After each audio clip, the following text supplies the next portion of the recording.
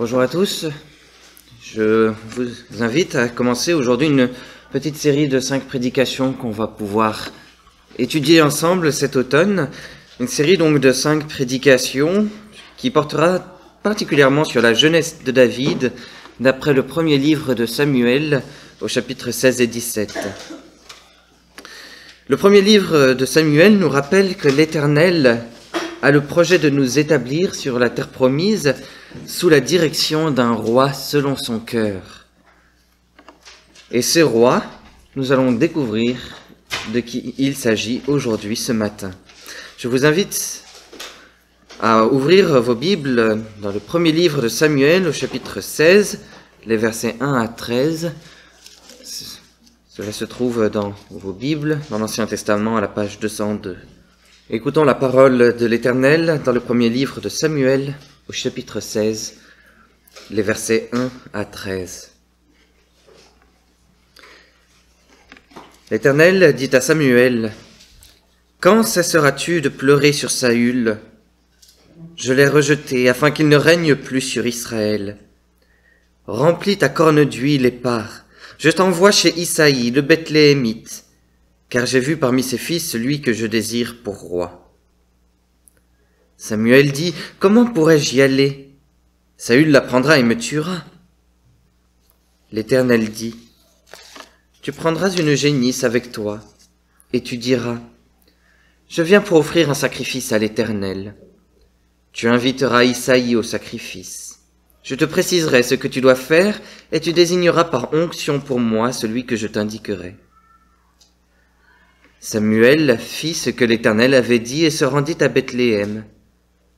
Les anciens de la ville accoururent, effrayés à sa rencontre, et demandèrent, « Ton arrivée annonce-t-elle quelque chose d'heureux ?» Il répondit, « Oui, je viens pour offrir un sacrifice à l'Éternel. Consacrez-vous et venez avec moi au sacrifice. » Il fit aussi consacrer Isaïe et ses fils et les invita au sacrifice. Lorsqu'ils entrèrent, il se dit, en voyant Éliab, « Certainement, celui que l'Éternel désigne par onction est ici devant lui. » Mais l'Éternel dit à Samuel, « Ne prête pas attention à son apparence et à sa grande taille, car je l'ai rejeté. En effet, l'Éternel n'a pas le même regard que l'homme.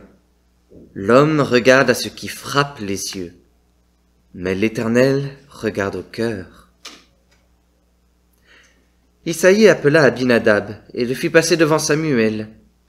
Samuel dit, « L'Éternel n'a pas non plus choisi celui-ci. » Isaïe fit passer Shamma et Samuel dit, « L'Éternel n'a pas non plus choisi celui-ci. » Isaïe fit passer 7 de ses fils devant Samuel et Samuel dit à Isaïe, « L'Éternel n'a choisi aucun d'eux. » Puis Samuel dit à Isaïe, « Tous tes fils sont-ils là ?» Il répondit, « Il reste encore le plus jeune, mais il garde les brebis. » Alors Samuel dit à Isaïe, « Envoie quelqu'un le chercher, car nous ne prendrons pas place avant qu'il ne soit arrivé. » Isaïe envoya quelqu'un le chercher. Il était roux, avait de beaux yeux et une belle apparence. L'Éternel dit à Samuel, « Lève-toi, verse de l'huile sur lui, car c'est lui. » Samuel prit la corne d'huile et le consacra par onction au milieu de ses frères. L'Esprit de l'Éternel vint sur David à partir de ce jour et par la suite. Samuel se leva et partit à Rama. Prions ensemble.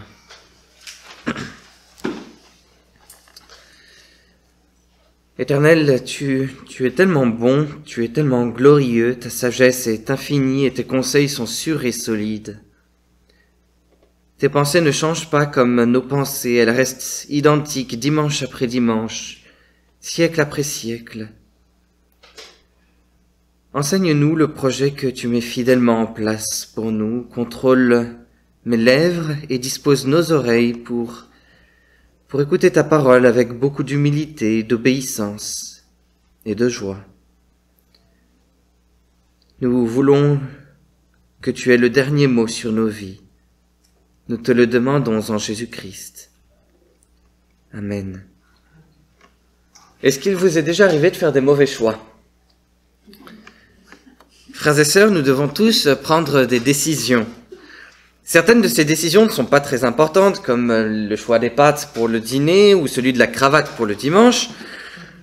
D'autres décisions sont beaucoup plus importantes, comme le choix d'une université, le choix d'un métier, le choix d'un conjoint, le choix d'un lieu de vie également.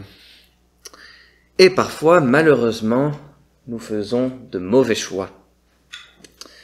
Nous prenons de mauvaises décisions. Nous faisons ces mauvais choix et ils ont des répercussions désastreuses sur le reste de nos vies. On les regrette. Dans le monde, beaucoup de personnes sont tentées par tous les mauvais choix qu'elles ont pu faire dans le passé, et c'est peut-être aussi votre cas aujourd'hui, ce matin. Peut-être que vous vous demandez comment vous pouvez vivre heureux avec ces mauvais choix. Alors ce matin, j'aimerais nous encourager à nous décentrer de nous-mêmes pour nous recentrer sur Dieu. Dieu est notre Créateur, et c'est de la manière dont il nous voit que nous devrions nous voir. C'est de la manière dont il voit nos mauvais choix que nous devrions nous aussi voir nos mauvais choix. Alors le texte d'aujourd'hui nous pose la question suivante: qu'est-ce que Dieu fait de nos mauvais choix? Ce matin, je vous propose d'entendre d'abord ce que Dieu fait de nos mauvais choix, et nous écouterons ensuite comment le bon choix de Dieu influence nos vies. Alors, dans un premier temps, au verset 1 à 5, l'auteur nous fait réfléchir sur nos mauvais choix humains.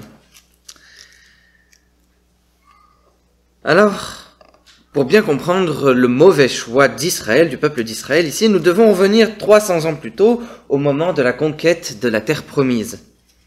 Avec le soutien de l'Éternel, Israël et son chef Josué s'emparent de la terre de Canaan. Mais à la mort de Josué, chaque tribu retourne sur son territoire et plus personne ne gouverne sur le peuple de Dieu. Et donc commence une période d'anarchie, où on voit se répéter un motif cyclique qui empire avec le temps. Le peuple désobéit à Dieu, donc Dieu punit le peuple par des invasions ennemies.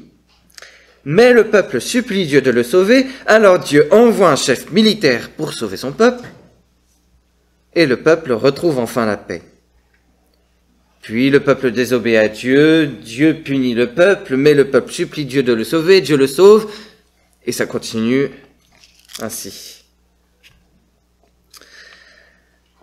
Malheureusement, le chef militaire que Dieu envoie à chaque fois, qu'on appelle un juge, montre bien vite ses limites et le peuple retombe vite dans ses travers. À la fin de cette période d'anarchie, le nouveau pays d'Israël se retrouve complètement ruiné. Et tout cela arrive parce qu'il n'y a pas de roi et que chacun fait ce qui lui semble bon. Cela nous est rapporté à la toute fin du livre des Juges. Au début du livre de Samuel, le peuple d'Israël est profondément las, il est découragé. Alors certes, le prophète Samuel n'est pas un mauvais juge, mais ses deux fils sont complètement corrompus. L'avenir avec les juges ne semble promettre aucune amélioration.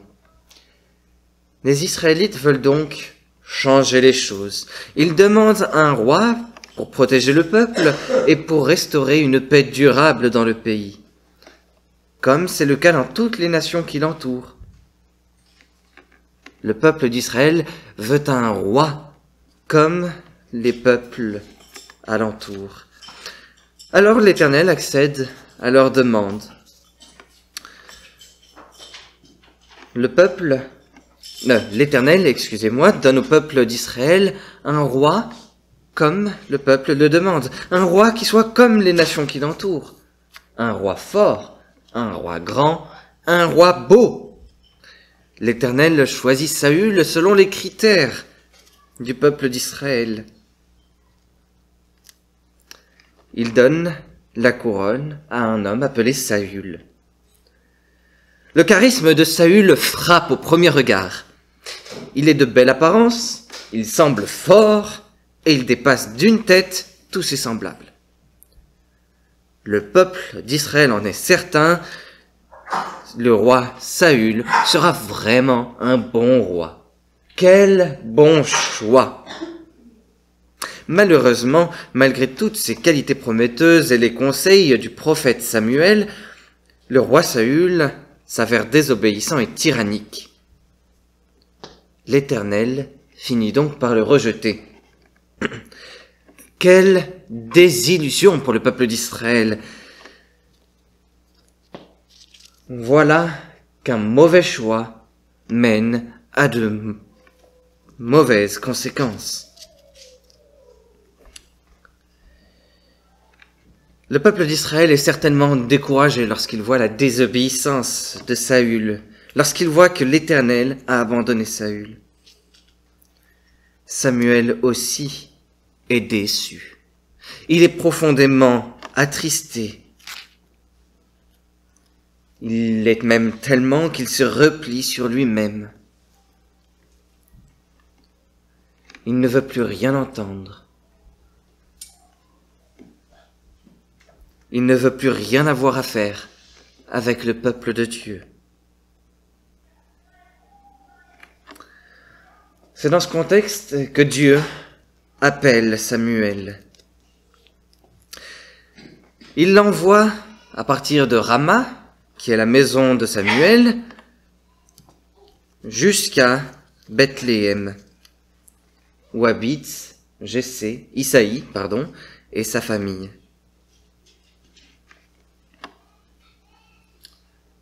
Ouais, il me semble que je me suis trompé de ville.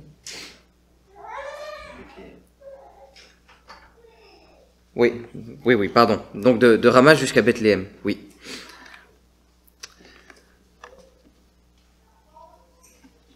Alors Samuel entend. Il entend l'appel de l'Éternel, mais il a peur. Il a peur parce que, si vous regardez peut-être dans la carte qui est à la fin de vos Bibles, quand on passe de Rama pour aller jusqu'à Bethléem, on doit passer par Gibéa. Et Gibéa, c'est justement la capitale d'Israël. C'est là où le roi Saül habite. Donc le roi Saül va forcément apprendre que Samuel va à Bethléem, puisque Samuel va devoir passer par sa ville.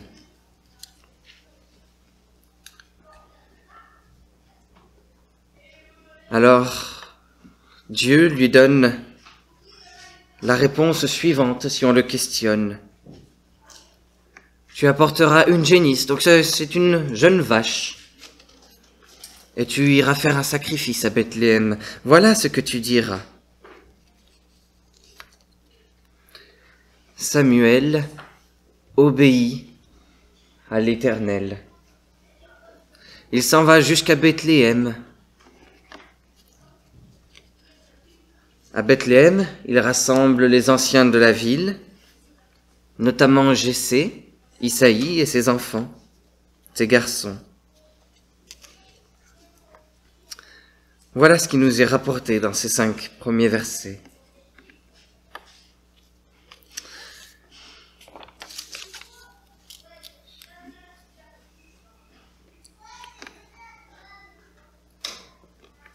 À travers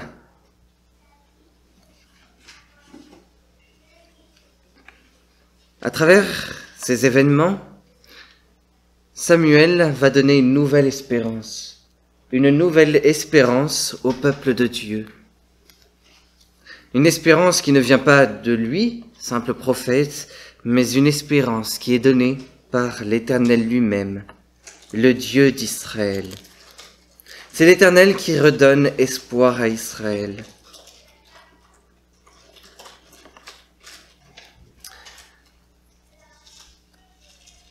Dans le premier livre de Samuel, quelques chapitres avant, Samuel avait dit au roi Saül, « Maintenant ton règne ne durera pas. L'Éternel s'est choisi un homme selon son cœur, et il l'a destiné à être le chef de son peuple. Cela arrivera parce que tu n'as pas respecté ce que l'Éternel t'avait ordonné. Le peuple d'Israël avait fait un mauvais choix, un choix désastreux, parce qu'il voulait un roi comme les autres nations, un roi qui ressemble au roi des autres nations. Mais ce roi avait désobéi à Dieu, donc maintenant c'est Dieu qui va choisir un meilleur roi. Avant d'aller plus loin dans cet enseignement, j'aimerais revenir à nous aujourd'hui, parce que nous sommes aussi le peuple de Dieu, comme Israël était le peuple de Dieu. L'Éternel est notre Dieu, et les problèmes d'Israël au temps de David sont aussi nos problèmes aujourd'hui.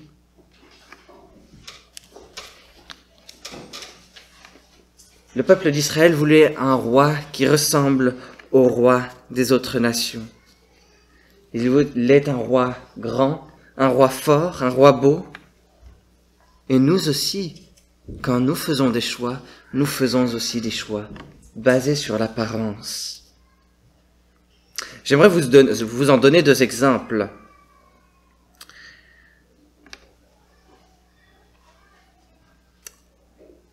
En 2015, lorsque Justin Trudeau est devenu Premier ministre du Canada, certains journalistes sont allés dans les rues de Toronto pour demander l'avis de la population. Plusieurs personnes ont répondu qu'elles étaient très contentes de ce choix parce que Justin Trudeau était un homme élégant, qu'il était charismatique et qu'il avait vraiment de belles manières.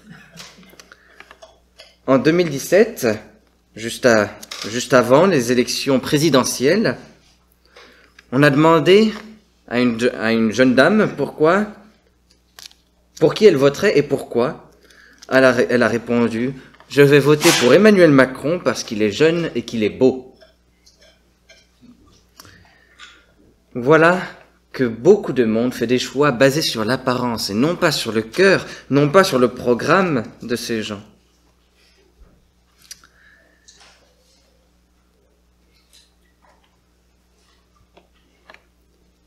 On peut souvent être déçu par ce qui se passe ensuite avec nos politiciens. Peut-être que cela explique aussi la situation actuelle en France. On peut parfois être même tellement déçu que, comme Samuel, on finit par se retirer, par se renfermer sur nous-mêmes. Oui, nous-mêmes, on a tous tendance à faire de mauvais choix parce que, finalement, nous nous basons sur l'apparence des choses, plutôt que sur le cœur des choses, plutôt que sur ce qui est caché, mais vrai.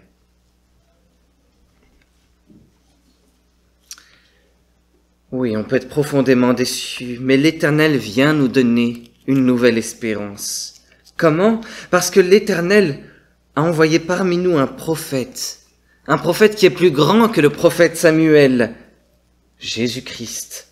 La Bible dit que Jésus-Christ n'était pas seulement le porte-parole de Dieu, il était la parole même de Dieu. Comme les anciens de Bethléem, nous pourrions nous inquiéter de ce que Dieu a envoyé parmi nous, un si grand prophète. Nous pourrions avoir peur que ce grand prophète nous juge à cause de notre péché, de notre tendance à faire des choix sans consulter Dieu. Et après tout, c'est cela que nous méritons tous.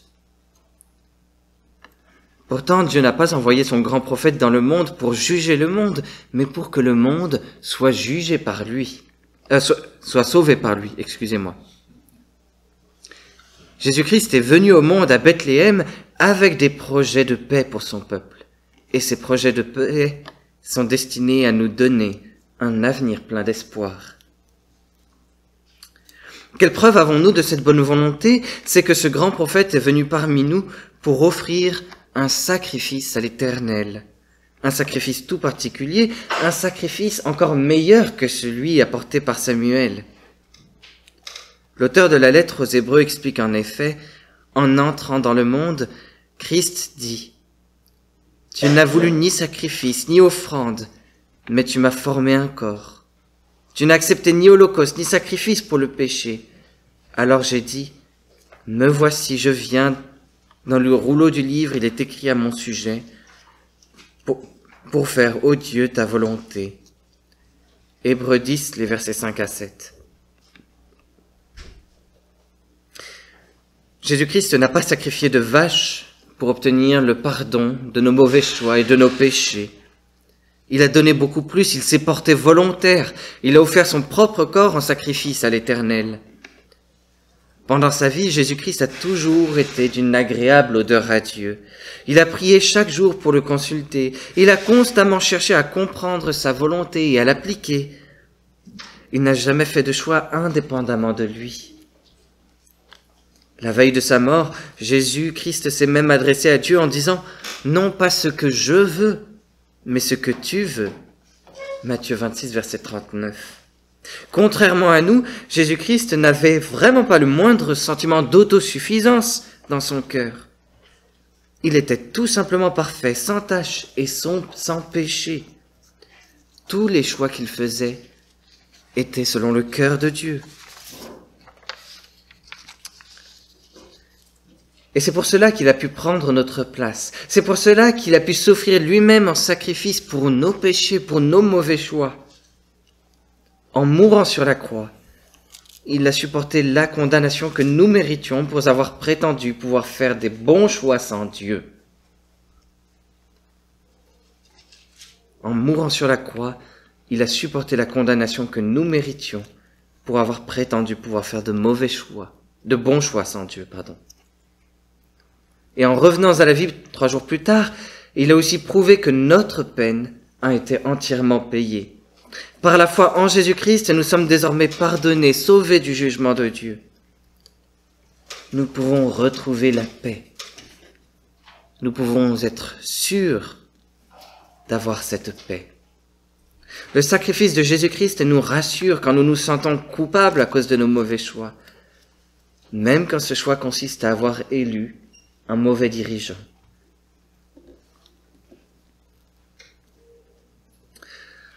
Voilà pour ce qui concerne nos mauvais choix humains.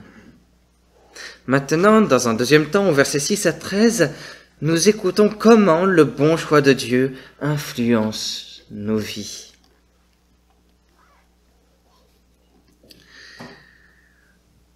Lorsque la famille d'Isaïe entre dans la maison pour partager le repas avec Samuel, Samuel voit Eliab. Et il se dit aussitôt, « Oh, certainement que l'Éternel l'a choisi pour être le roi. » Voilà qui montre que Samuel n'est pas meilleur que tout le peuple d'Israël qu'il critiquait, et à cause du choix pour lequel il était déçu. Samuel réagit comme le peuple d'Israël qui voulait un roi comme les autres nations. Samuel aussi veut un roi comme les autres nations. Il veut un roi de grande taille.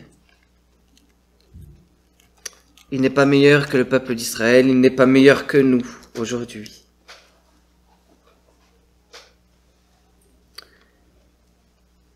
Mais l'Éternel dit alors à Samuel, « Ne prête pas attention à son apparence et à sa grande taille, car je l'ai rejeté. En effet, l'Éternel n'a pas le même regard que l'homme. L'homme regarde à ce qui frappe les yeux, mais l'Éternel regarde au cœur. » L'homme regarde à ce qui frappe les yeux, mais l'Éternel regarde au cœur. Voilà certainement le verset le plus important de ce texte ce matin. Et voilà qui va changer complètement le regard de Samuel. Samuel voit Abinadab et comprend que l'Éternel ne l'a pas choisi. Samuel voit Shamma et il comprend que l'Éternel ne l'a pas choisi. Il voit encore les 3 autres fils d'Isaïe et il comprend que l'Éternel ne les a pas choisis. Ils ont beau être jolis, ils ont beau être grands, ils ont beau être forts, ce n'est pas l'apparence qui compte. Finalement, Alors que tous les fils présents sont passés devant lui, Samuel demande à Isaïe s'il lui reste encore un autre fils. Et Isaïe, tout d'un coup, se souvient qu'il en a un dernier qui est dans les champs, qui s'occupe des moutons. Il l'en avait complètement oublié. Ce qui montre à quel point David ne comptait pas beaucoup aux yeux de sa famille. David est complètement oublié. Il est comme méprisé, tellement petit, le dernier de la famille. Il n'a vraiment rien pour frapper les yeux, s'il faut qu'il soit oublié comme cela. Et pourtant, Dieu l'a choisi. Dieu le choisit, pourquoi? Parce que l'homme regarde à ce qui frappe les yeux, mais l'Éternel regarde au cœur. Alors qu'est-ce que cela signifie? Parce que lorsqu'on avance plus loin dans le livre de Samuel, on découvre qu'en fait, David se révèle être un menteur invétéré, un meurtrier sans scrupules.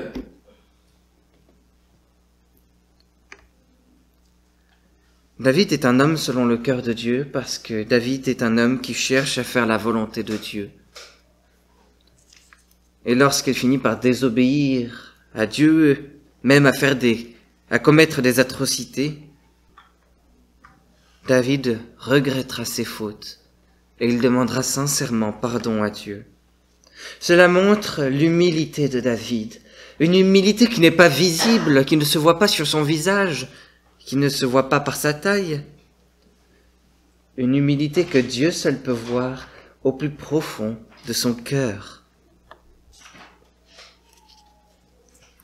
Dieu choisit David parce que David est humble. Il choisit David à cause de son cœur. Alors, Samuel oint David de la part de l'Éternel. Ça veut dire qu'il verse de l'huile sur sa tête. Cette action symbolise le Saint-Esprit qui descend sur David, qui vient le remplir de l'aide de Dieu pour être son prochain roi, pour être son Messie. D'ailleurs, le mot oindre et le mot Messie sont deux mots de la même racine en hébreu.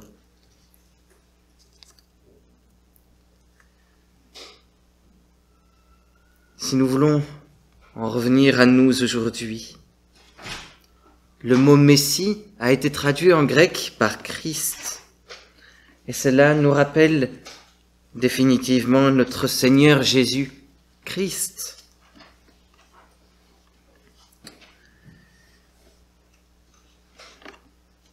C'est l'Éternel qui a choisi Jésus pour être notre Sauveur, pour être notre Roi, aujourd'hui.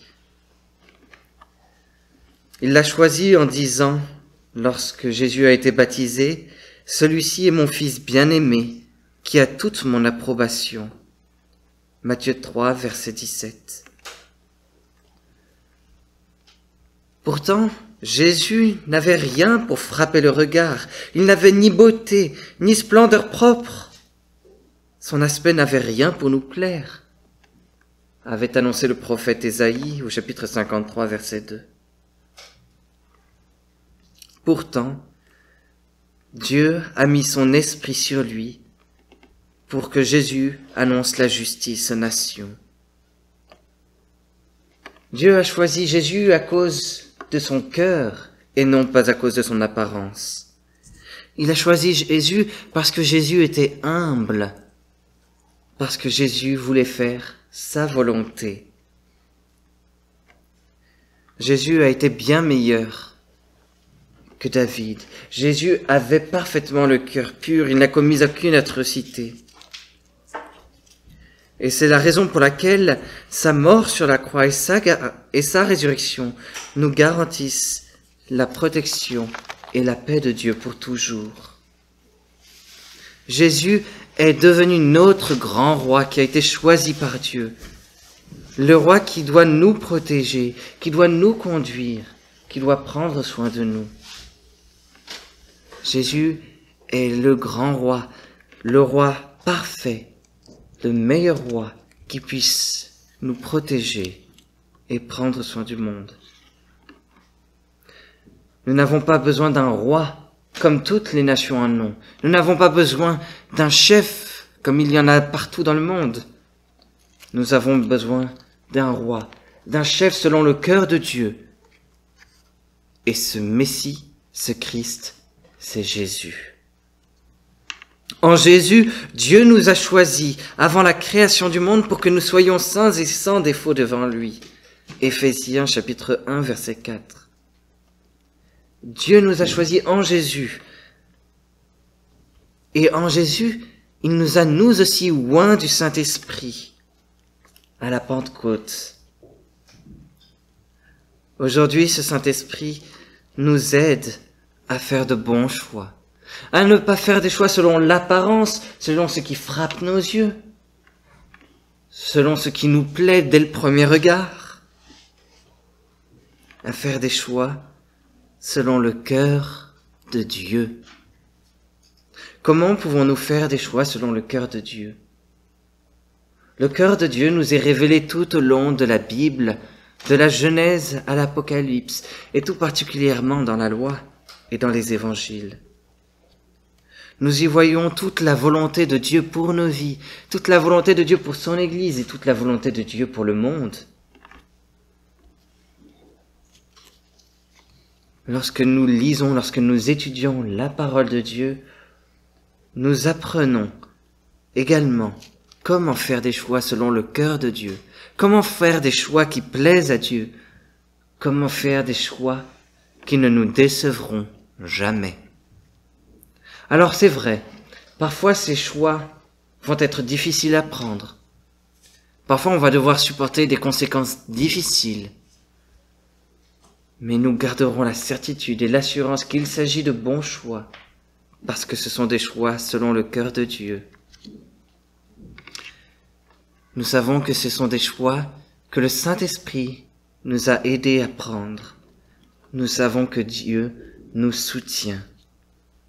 Voilà comment le bon choix de Dieu influence nos vies. Alors, est-ce qu'il vous est déjà arrivé de faire de mauvais choix, frères et sœurs? Oui, certainement qu'il nous est tous arrivé de faire de mauvais choix. Mais nous n'avons pas besoin d'être déçus par ces mauvais choix, parce que nous savons que Jésus-Christ nous a pardonné. Nous savons aussi qu'il nous aide maintenant, jour après jour, à faire de meilleurs choix. Des choix qui ne sont pas basés sur ce qui nous plaît au premier regard, mais ce qui plaît au cœur de Dieu. Et aujourd'hui, en tant que son peuple, et nous qui sommes pardonnés par lui, nous sommes heureux de vouloir faire ces choix. Alors sur ce, je nous invite à louer le Seigneur avec le prochain cantique qui est le numéro 244.